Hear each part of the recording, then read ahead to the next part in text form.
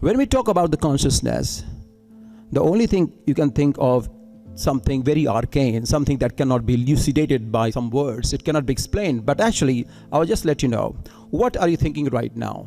If you go back, what you did this morning, where were you? You were actually acting on your autopilot, because that's what you have been doing. You have been doing exactly the same thing every single day. But with the meditation, if the level of your awareness is expanded, just expanded even 0.1%, you will see whatever you are doing, it doesn't matter what it is. I'm not asking, none of us here endorse the idea of abandoning everything and going into the Himalayas. None of us do that. It is all about bringing that level of attentiveness into everything that you could do better, more precisely than what you have done till now. Even there is a tiny fraction of change positively, you will see that you are becoming more available to the opportunities of life, available to the things that is a bit imperceptible but becoming more accessible. Your eyes cannot see it, but you can actually feel it. That is powerful. That is really powerful. And whatever you cannot see but feel is actually consciousness. Very simple. You cannot actually perceive through your eyes, but you can actually feel it. You can actually feel it. But the journey for imperceptible begins with the perception. So what is the perception? You doing certain work every day. You are not witness to anything at all. You are just doing it. And you don't know why you are doing the way you are doing.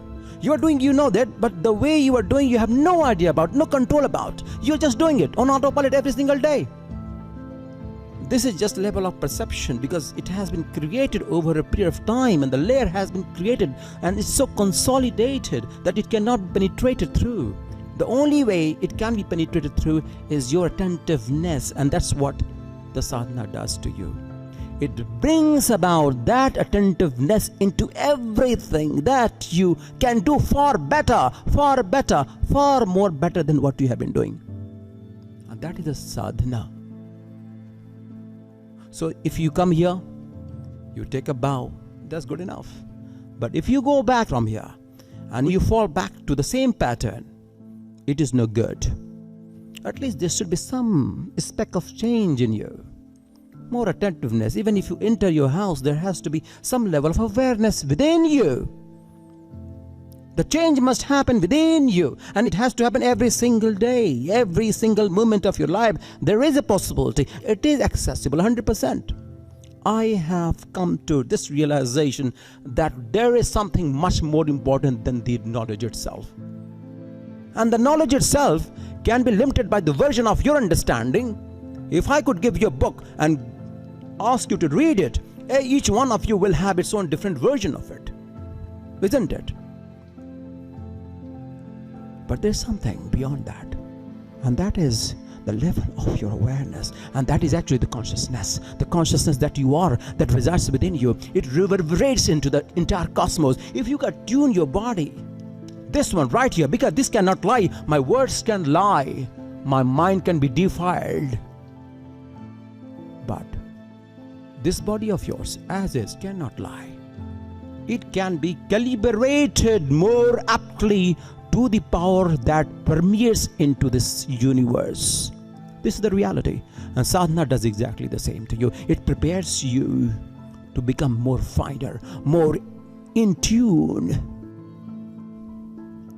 with the right laws, with the laws that has been set by the Almighty.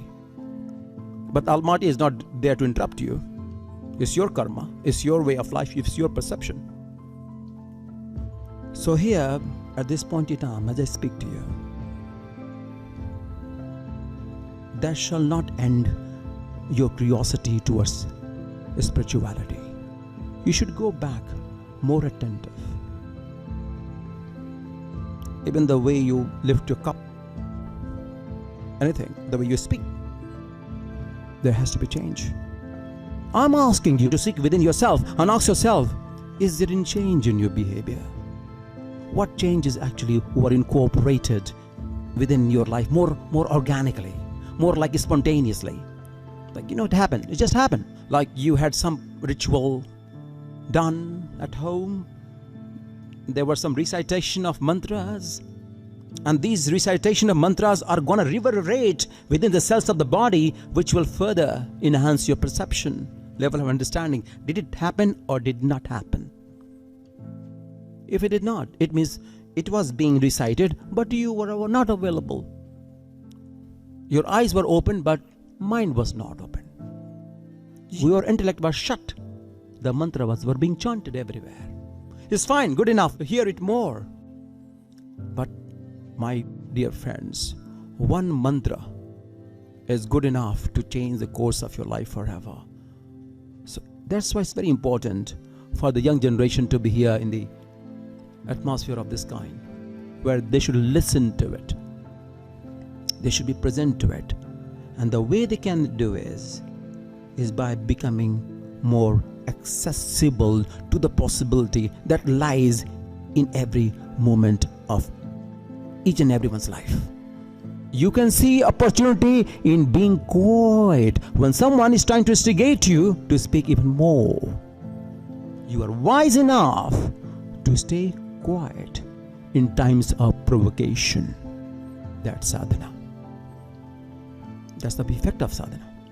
But yeah, if you do sadhana but behave absurdly back home, fight with the same kind of people, become mediocre, hold very autocratic way of dealing with people without listening to them, you go and just shout at the roof of your voice. No, it doesn't work like that.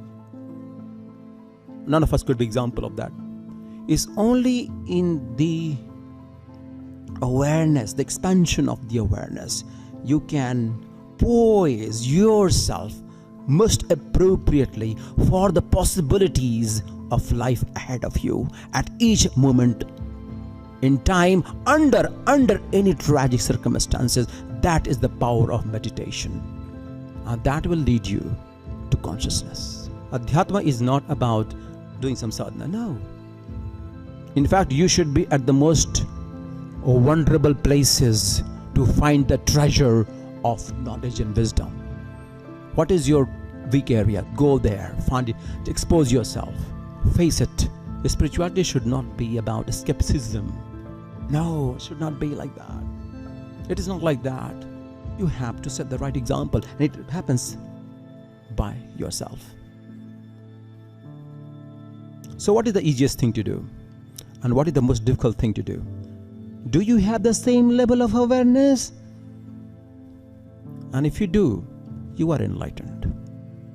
You indeed are enlightened. I mean, in a way that the word enlightenment is used in that way. But it doesn't happen like that. I'm here, so it's a bit challenging for me to come here and speak about something. When I go there, and there are a number of friends there, I will have a lot of fun. Go and chill out there. Okay, fine. Now everything changes. I can always put up a persona to engage myself into some activity for some time. But I am centered within, no matter where I am, what I am doing. That's why if you kind of wake up a yogi at 12 o'clock at night and ask him to go and do something which requires mental alertness, which requires, let's say, perspicacity of your understanding, you know what? He will just get up and do it. He doesn't have to prepare himself. But your consciousness, the flow of it, is disrupted by everything. All of us are surrounded by that at all times. That's why Krishna said in Bhagavad Gita, Yogastha Guru Karamari, Sangha Taktva Dhananjaya, Siddhaya Siddhayoho, Samo Bhutva Samatvam Yoga Uchyate. No matter what it is, you are unperturbed by the happenings of outside. You are able to get yourself as the witness into the things that is happening without yourself engaging into it. That's such a power. That is such a power. And if you have that within you, I do know that it's so easier said than done. I do accept this fact myself. But it's so powerful. If I could just be the witness into the things that is happening right in front of me without myself getting engaged into it, I can make the best decision ever. It's a good idea to have concentration so that you cannot be instigated by your opponent in business or anywhere, so that you kind of fall under the pressure of, you buckle under the pressure of XYZ. It's fair enough. You should have concentration. But there is something much more beyond that cannot take anything away from you. The ground will not be swept away beneath you. You will be strong. So sadhana is that actually. It is not about escaping yourself, my dear friends. That, oh, I have got nothing to do, so I want to find a peace within my heart, so that I want to go in a very isolated place. I will find a peace there. No, don't find peace there at home. Don't find peace. Please do not find peace. Your life will be chaos. If you want to find peace, go to the most chaotic places. You will be the perfect person in the world. You will be the person that will inspire a number of people globally. Go to the places which you hate the most. I'm telling you. Which challenges your authority. If it challenges your authority, it is the best place for your growth. You got to empower yourself within. And that empowerment does arise from within. That's the best thing ever. It means that it resides within you. It resides within you. There is an abundance of knowledge swirling all over around you. But what is missing is you. The essence of your own existence is missing. We are lost. Everything is available. All knowledge is available. Everything can be tapped. Just by the flick of few fingers right in there, you can have access to any number of information. But what is missing is actually your own existence, your own essence that you anyway are in control of, but you don't want to access it. You do not want to access it because of the layer that we have created has become the identity, and that identity has to be shed off every single day. So Dhyan, the flow of consciousness, is all about the de-learning process.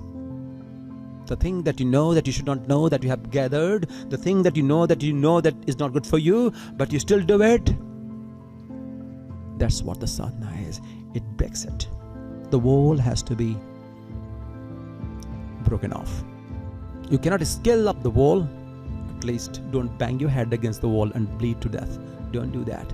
You can be aware about it. You can put up a ladder and cross over with the right technique.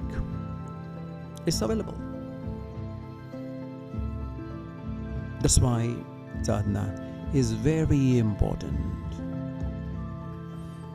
because it channelizes the chakras. You have the navel area, you have the Mooladhara chakra, Swadhisthana chakra, and if you go to Anahata and Swadhisthana and Ajna chakra, these chakras are very, very important. I'm not talking about the upper one. Don't go there. It's not needed.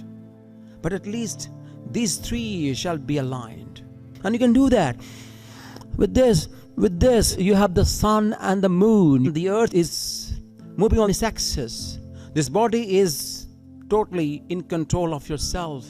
If you are able to channelize these two, the sun and the moon, with the right brain and the left brain, it can be calibrated. Everything can be created. You can become creative if not knowledgeable. Because becoming knowledgeable is very cliche now. Because there is a knowledge everywhere all around you. But if you could become creative, if you can become very ingenious, like innovative, that's really cool, isn't it? You can create a speech without having gone through the books. Why do you have to go through books? It won't make that impact. It's only through channelizing this body most aptly you will see the rise within you. And that rise can stay stable. And what sustains will give you the life that you truly deserve. You will not get it if you cannot sustain it. You cannot have it by the law of this universe if you cannot Sustain it. So if you really want to be rich, now at this point in time, if you are not, and you got the amount that you are looking for, how comfortable are you going to be with that level of life? How comfortable, how calm, how equipoise are you going to be with that abundance of wealth that you wish to manifest in your life? How comfortable are you? Are you really cool with it? And if you're not cool with it, if you're not comfortable with it, if you cannot sustain it, it won't come to you. It won't come to you. And if it comes, someone will take it away from you. Or you will do something that after a few years, it will be just squandered away. It will go away from you. But if you could have the right mechanism within you which could sustain the amount of wealth that you want to create, I can give you in writing, it will come to you. It will create the opportunity. That's why inner mechanism is the most important. Don't think about creating wealth. Think about sustaining the amount that you want to have. How comfortable will you be? Ask this question to yourself. Are you gonna say things to put down others? If it is there in your mind, you are not going very far. The law of this universe will not allow you, will stop you, because laws knows this guy is going to create problem for others. And there are people like that who have created a lot of troubles for other people too, because of a lot of wealth. Fair enough. But they have different level of working. They are like really strong within. But most of us are not that strong and should not be, because you will disrupt the laws. But there are exceptions everywhere.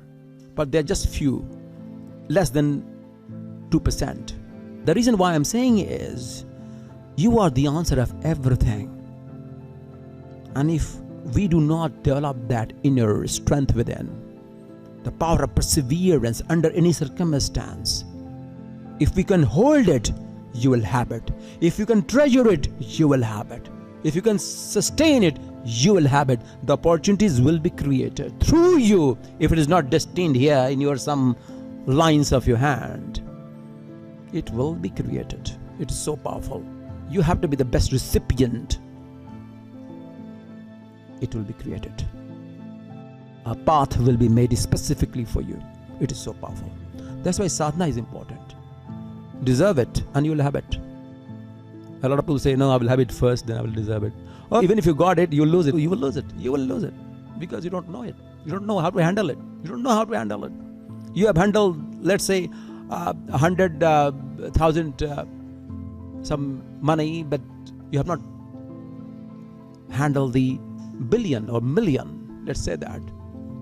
And if you could be at that range and comfortable, very calm, making your way through it without harming anyone, becoming the person as you used to be once you did not have anything. If you could behave like that when you had nothing, you behaved so nicely with everyone. If you could become the same person again and maintain the same level of being nice to everyone, you will have it. It's just that you are not comfortable. That's the whole thing. So that's why he's saying, Samattam Yoga Uchyate. Such a powerful teaching from Bhagavad Gita. You need to have that level of equanimity. And that is also consciousness, because you are not changing with everything around you at all times. Now at this point in time, you are just at the whimsical end of every happening of your life, which is not fair. Which is not fair. Just whimsical. Anyone comes and says something and you are swayed away. That's why the dhyan and the guru is important, so that you stay where you actually belong without being instigated. Stay established. Stay established. Stay established. That's the message. Established within yourself. So it can happen to you, so that you can start treasuring the awareness in which you can actually delve into, tap into, and create something new. which may not be in the books. That's why all the greatest successes are created. In absence of all the noises, something is created, and you could be part of that. You can access that potential.